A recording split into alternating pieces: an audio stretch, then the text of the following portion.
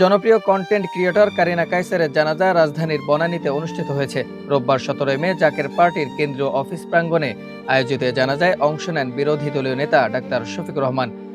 এছাড়াও উপস্থিত ছিলেন বিশিষ্ট সমাজসেবক ও রাজনীতিবিদ ডাক্তার এস.এম. খালিদুজ্জামান এবং এনসিপি নেতা নাসির উদ্দিন পাটোয়ারি সহ বিভিন্ন শ্রেণী পেশার মানুষ। জানাজার নামাজ শেষে দোয়া পরিচালনা করেন জামাত আমির ডাক্তার শফিকুর রহমান। এ সময় তিনি মরহুমা কারিনা কায়সারের রুহের মাগফিরাত কামনা করেন এবং শোক সন্তপ্ত পরিবারের সদস্যদের ধৈর্য ধারণের তৌফিক কামনা করে বিশেষ দোয়া করেন। এদিকে ডাক্তার এস.এম. খালিদুজ্জামান কারিনা কায়সারকে জুলাই আন্দোলনের একজন সাহসী যোদ্ধা হিসেবে স্মরণ করেন।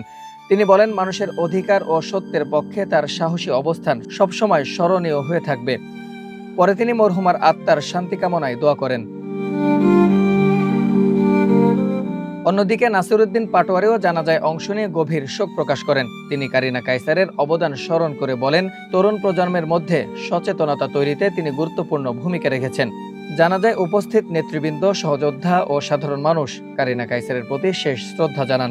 তার অকাল মৃত্যুতে সামাজিক ও রাজনৈতিক অঙ্গনে নেমে এসেছে শোকের ছায়া। আবু সালেহ মোহাম্মদ সাব্বির, প্রজন্ম ২৪।